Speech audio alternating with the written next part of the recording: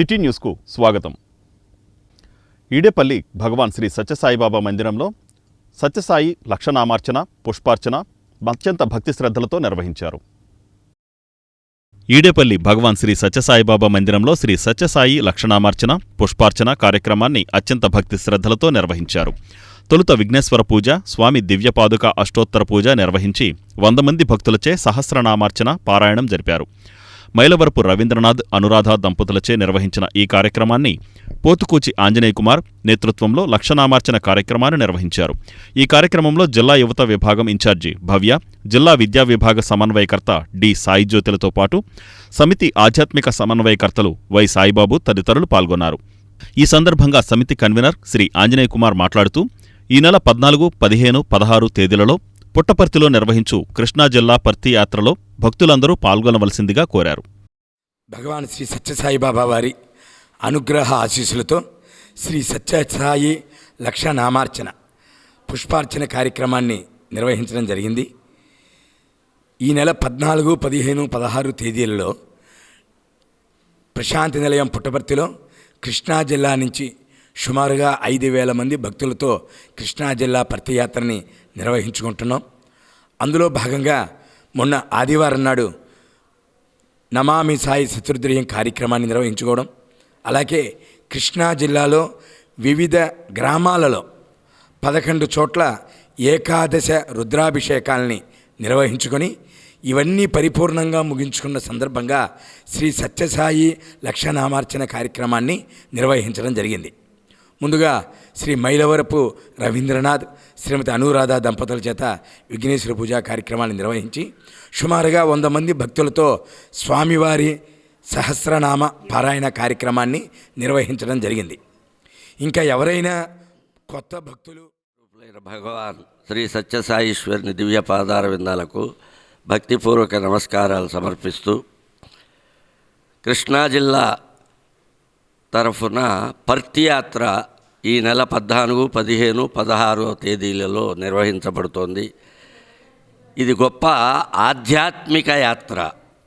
అనేక యాత్రలు చేస్తూ ఉంటాం, కానీ ఇది పూర్తిగా అన్ని ఆధ్యాత్మిక విషయములతో సంబంధించి ఉన్నటువంటి యాత్ర. ప్రశాంతి నిలయంలో భక్తులందరి చేత మన కన్వీనర్ గారు చెప్పినట్లుగా తండులార్చనలు, కుంకుమ పూజలు, చిత్రావతి హారతి, శోభాయాత్రలు, ఇవి కాకుండా అక్కడ కుల్వంత హాలులో సాంస్కృతిక కార్యక్రమాలు, జిల్లాలోని ఎంపిక చేయబడి శిక్షణ పొందినటువంటి మహిళల చేత వేద పారాయణ. 16 తేదీలలో పత్తి యాత్రకు వచ్చేటువంటి భక్తులు 600 మందికి రిజర్వేషన్ చేయడం జరిగింది. ఇంకెవరైనా సరే పత్తి యాత్రకు వద్దాము అనేటువంటి సంకల్పం చేసుకుంటే వాళ్ళు నన్ను సంప్రదించినట్లయితే వాళ్ళకు ఒక 30 టికెట్లు వెయిటింగ్ లిస్ట్ టికెట్లు ఉన్నాయి, వాళ్ళకి అవి కేటాయించడానికి అవకాశం ఉంటుంది.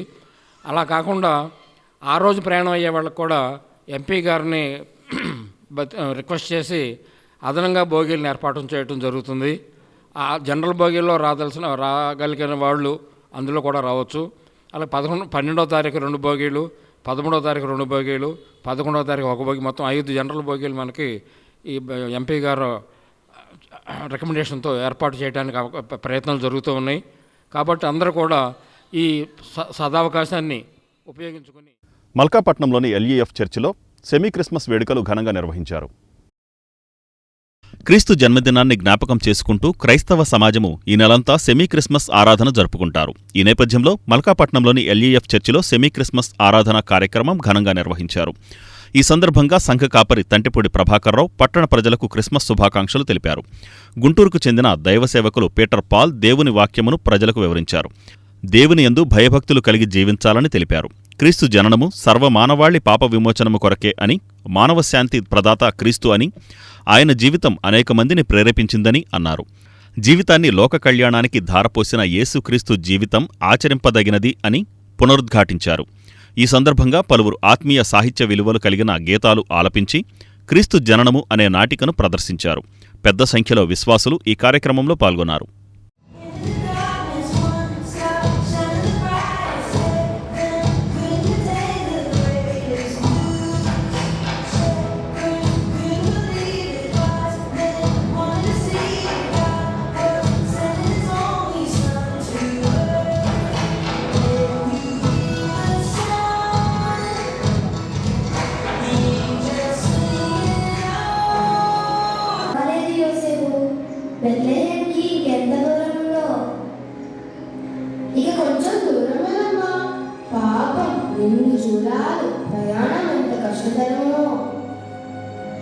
అయ్యా ధర్మం చేయండి అయ్యా. ఇప్పుడు ఆ గుడ్డివాడికి వేయకపోతేనేమి? మొదట నీ బాధ్యతలు చూడు. పాపం కాన్పులకు వస్తున్నట్టున్నాయి. త్వరగా ఊళ్ళో చేరండి, చీకటి పడుతుంది.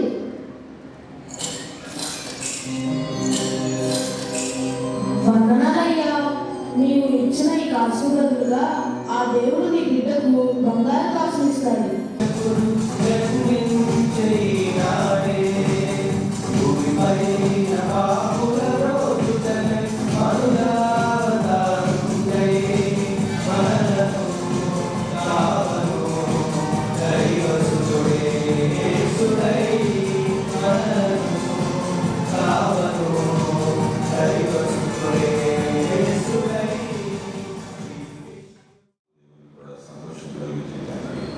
మీరు ప్రయాసపడి వచ్చినందుకు దేవునికి వందనాలు తెలుస్తున్నాను. నా తరఫున, నా కుటుంబ తరఫున, మచిలీపట్నం లేవెన్స్ ఇవాంజలికల్ ఫెలోషిప్ తరఫున మీకు శుభాకాంక్షలు తెలియజేస్తున్నాం. క్రిస్మస్ అందరి పండుగ. అందరి వరకు లోకరక్షకుడు ఈ లోకానికి వచ్చాడు. దేవుని పద్ధతుల్లో ఇదిగో ప్రజలందరికీ కలుగు మహా సంతోషకరమైన శుభవర్తమానం మీద తెలియజేస్తున్నాను. నేడు రక్షకుడు మీ కొరకు పుట్టినాడు. సర్వోన్నత స్థలంలో దేవునికి మహిమ, భూమి మీద సమాధానం కలుగుతాడని దేవుడి దూతల ద్వారా ఈ లోకానికి 2000 గౌరవమై తెలియజేశారు. కానీ మనుషులు ఈ రక్షణ పొందుకోవడం లేదు. ప్రజల సమాధానం లేదు, కుటుంబాల్లో సమాధానం లేదు, రాష్ట్రాల్లో సమాధానం లేదు, దేశాల్లో సమాధానం లేదు. లోక రక్షకుని అంగీకరించుకుంటా, రక్షకునిగా సమాధానకర్తను మనం అంగీకరించుకుంటా నిజమైన సంతోషం ఏమాత్రం కూడా మనకు రాదు. కనుక మీరు మారుమనసు పొంది దేవుని పాదాల దగ్గర పడి పెడన మున్సిపల్ కార్యాలయం వద్ద ప్రయాణికుల విశ్రాంతిశాలను పెడన ఎమ్మెల్యే కాగిత కృష్ణప్రసాద్ పునఃప్రారంభించారు. పెడన మున్సిపల్ కార్యాలయం వద్ద ప్రయాణికుల విశ్రాంతిశాలను ఎమ్మెల్యే కాగిత కృష్ణప్రసాద్ పునఃప్రారంభించారు. పడమట రామచంద్రరావు జ్ఞాపకార్థం 1983లో ఈ విశ్రాంతిశాలను నిర్మించారు. అనంతరం ఇది శిథిలమవడంతో గౌడ సంఘం విశ్రాంతిశాలను పునఃనిర్మించడం అభినందనీయమని పెడన ఎమ్మెల్యే అన్నారు. ఈ కార్యక్రమంలో రాష్ట్ర బీసీ నాయకుడు Konakalla Bullaiah, municipal councillor Katakam Prasad, municipal vice chairman MD Khaja, కౌన్సిలర్లు సిరివేళ్ల జయేష్, బాబులాల్, మట్టా శివపావని, టీడీపీ నాయకులు Ekkala Syamalarao, Selapati Prasad, municipal commissioner M Gopalarao, Gouda సంఘం అధ్యక్షుడు పడమట బలరాం తదితరులు పాల్గొన్నారు. గతంలో ఎప్పుడు అంటే జనరల్గా ఎలా ఉంటుందంటే ఏదైనా గతంలో ఏదైనా కన్స్ట్రక్షన్ చేసినా ఏదైనా ఎవరి పేరు మీద ఒక దానం చేసినా దాన్ని అలా వదిలేస్తారు, తర్వాత పట్టించుకోకపోవచ్చు. అది కాలక్రమేణా ఉండొచ్చు, లేకపోవచ్చు. కానీ అలా కాకుండా ఎల్లకాలం నిలవాలి, దాని బాగోగులు చూడాలి, అందరికీ కూడా ఉపయోగపడాలని లక్ష్యంతో మన పెద్దలు కట్టించారు. కాబట్టి దానిని కొనసాగించి అందరికీ కూడా ఉపయోగపడాలనే ఉద్దేశంతో మళ్ళీ దీన్ని బస్ స్టాండ్ ఏదైతే ఉందో దాన్ని రెన్యువేషన్ చేయించి ముందుకు తీసుకెళ్తున్నటువంటి పటమటే కుటుంబ సభ్యులందరినీ కూడా మనందరం కూడా చప్పటితో అభినందించాలని చెప్పి సందర్భంగా తెలియజేస్తా ఉన్నాను. చాలా మందికి డబ్బులు ఉండొచ్చు, ఉండకపోవచ్చు, కానీ దాన్ని ఖర్చు పెట్టి అందరికీ కూడా ఉపయోగకరంగా చేసేటువంటి కార్యక్రమాలు చాలా అతి కొద్ది మందే చేస్తారు. అలా కాకుండా ఈ రోజున మనందరికీ కూడా మరి బస్ స్టాండ్ అంటే మెయిన్గా ఈ సెంటర్లో ప్రతి ఒక్కరు కూడా వచ్చిపోయే వాళ్ళందరికీ కూడా కన్వీనియంట్గా ఉండేటువంటి చక్కని ప్రదేశంలో దాన్ని రెన్యువేషన్ చేసినందుకు చాలా వారికి ధన్యవాదాలు తెలియజేసుకుంటూ మరి ఈ రోజున వాళ్ళు సినిమా హాల్, ఇక్కడ సినిమా హాల్ కూడా కట్టారు. ఎక్కువగా వాళ్ళ కుటుంబ సభ్యులందరూ ఆ సినిమా హాల్నే ఉండి అందరికీ సహకారంగా ఉండేవాళ్ళు. ఇవాళ చంద్రమామయ్య గారి యొక్క పేరు మీద ఇక్కడ బస్ షెల్టర్ ఏర్పాటు చేసి ఆ యొక్క కార్యక్రమానికి ఇచ్చేసిన మన ప్రీతమ నాయకులు, నాకు పుత్ర సమానుడు, అజాత శత్రువుగా రాజకీయాల్లో అప్పటి వరకే రాజకీయం, తర్వాత ఎవరొచ్చినా ఆదరిస్తూ సహాయం చేసే మనస్తత్వం ఉన్న ముఖ్యంగా ఈ కార్యక్రమం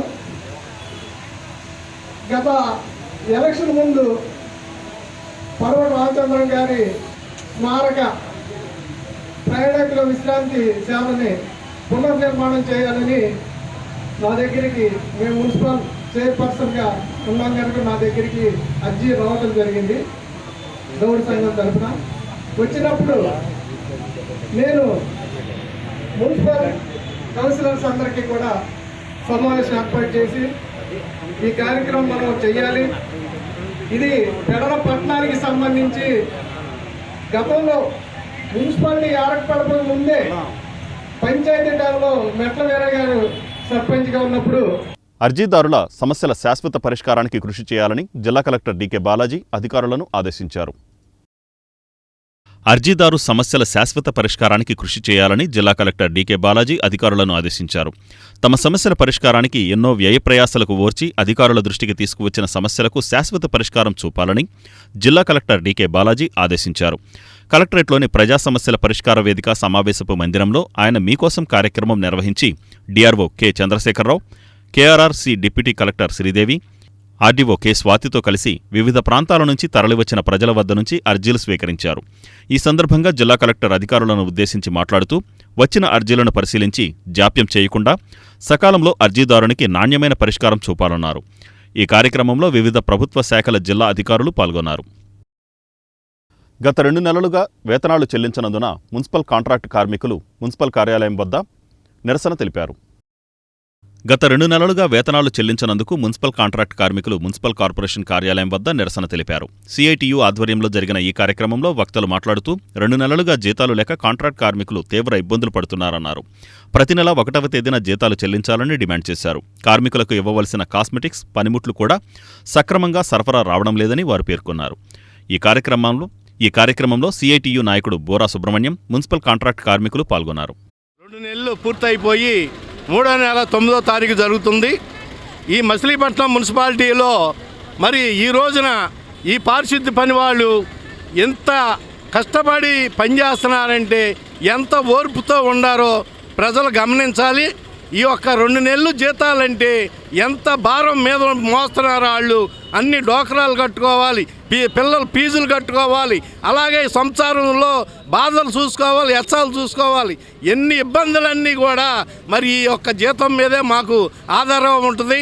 కనుక దయించి మున్సిపల్ కమిషనర్ గారు ఈరోజు ఈ నెల 1వ తారీఖు నుంచి నారాయణపురంలో పెన్షన్లు ఇస్తాకొచ్చి అక్కడ చెప్పారు, నేను 2వ తారీఖున మీకు జీతాలు వేసే బాధ్యత నాది అని మాట తీసుకొని వచ్చారు. కానీ ఆ మాట కూడా నిలబెట్టుకోవాలా. 2వది పోయింది, 7వ తారీఖు అన్నారు, 7వ తారీఖు వెళ్ళిపోయింది, ఇప్పుడు 9వ తారీఖు వచ్చింది. కనుక కార్మికుల్ని మీరు పరీక్షిస్తున్నారా లేకపోతే మా ఓపికని స్థానాన్ని కోల్పోతాం. మేము కానీ రోడ్డు ఎక్కితే చాలా ఇది జరుగుద్ది, చాలా ఇదవుద్ది. మున్సిపాలిటీలో సుమారుగా 500 మంది కార్మికులు ఆప్కాస్లో కాంట్రాక్ట్ అవుట్సోర్సింగ్లో పనిచేస్తూ ఉన్నారు. వీరికి అక్టోబరు, నవంబర్ వేతనాలు ఈరోజు 9వ తారీఖు వచ్చిన అందని పరిస్థితి. పోయిన నెలలో టెక్నికల్ ప్రాబ్లం అంటూ ఇక్కడ వేతనం చెల్లించిన పరిస్థితి. అదే సందర్భంగా ఈరోజు కూడా సిఎఫ్ఎంఎస్ ప్రాబ్లం అని చెబుతూ ఈరోజు 9వ తారీఖు వచ్చిన 2 నెలల వేతనాలు చెల్లించిన పరిస్థితి.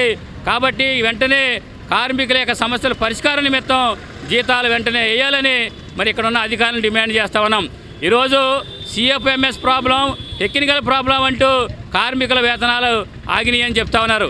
ఆఫీసుల్లో పనిచేసే అధికారులకు కానీ లేదా పర్మనెంట్ కార్మికులకు ఉన్న మున్సిపాలిటీకి సంబంధించిన పర్మనెంట్ కార్మికులకి వేతనాలు పడినాయి. కానీ ఈరోజు మరి ఎండనక పగలనక దూలనక ఈరోజు రోడ్డు మీద పారిశుధ్యం పనిచేస్తున్న మరి వెనకబడిన తరగతుల వాళ్ళకి చెందిన వీరు వేతనాలు చెల్లించిన పరిస్థితి. కాబట్టి అధికారులు స్పందించి వెంటనే వేతనాలు చెల్లించాలని ఈ సందర్భంగా సిఐటిగా ప్రభుత్వాన్ని డిమాండ్. మేము అధికారులకి చెప్పేది ఏంటంటేనండి, ఇప్పుడు వాళ్ళు ఇంటద్దెతో చాలా ఇబ్బంది పడుతున్నారు. డోకరాలు తీసుకున్నారు, ఇంటద్దెలు తీసుకున్నారు, కరెంట్లు చాలా ఇళ్లలో కరెంట్లు ఫీజులు కూడా లాక్కెళ్ళిపోయారు. పనులు ఎలా చేయిస్తున్నారో మీరు జీతాలు కూడా అట్లాగ ఇవ్వాలన్న సంగతి మీకు తెలియాలి కదండి. 1 నెల 2 నెలల నుంచి జీతాలు లేవు. 1 నెల జీతం రాకపోతే ఎంత ఇబ్బంది పడతామో తెలుసు. కాబట్టి ఈ ఇబ్బంది మీరు గమనించి ఈ ఇబ్బందిలో నుంచి మాకు బయట పెడతారని చూస్తూ మమ్మల్ని కూడా మా గురించి కూడా మీరు ఆలోచిస్తారని చూసి ఈ 2 రోజుల్లో ఇవాళ రేపట్లో కానీ జీతాలు కానీ ఇవ్వకపోతే స్ట్రైకులో దిగుతామని మీకు చెప్తూ ఇది. పామరు మండలం కురుమద్దాలి ఫ్లైఓవర్ వద్ద ఆటో బోల్తాపడి 14 మంది కూలీలకు గాయాలయ్యాయి. పామరు మండలం కురుమద్దాలి ఫ్లైఓవర్ వద్ద ఆటో బోల్తాపడి 14 మంది కూలీలకు గాయాలయ్యాయి. టైర్ పగలడంతో అదుపు తప్పి ఆటో బోల్తా కొట్టినట్లు స్థానికులు పేర్కొన్నారు. గూడూరు మండలం మల్లవోలు నుంచి పెనమలూరు వైపు వెళుతుండగా ఆటో ప్రమాదానికి గురైంది. ఈ ప్రమాదంలో 2కి తీవ్ర గాయాలు కాగా మిగతా కూలీలు స్వల్ప గాయాలతో బయటపడ్డారు. గాయపడిన కూలీలను ఆస్పత్రికి తరలించారు. ఈ వార్తలు ఇంతటితో సమాప్తం. నమస్కారం.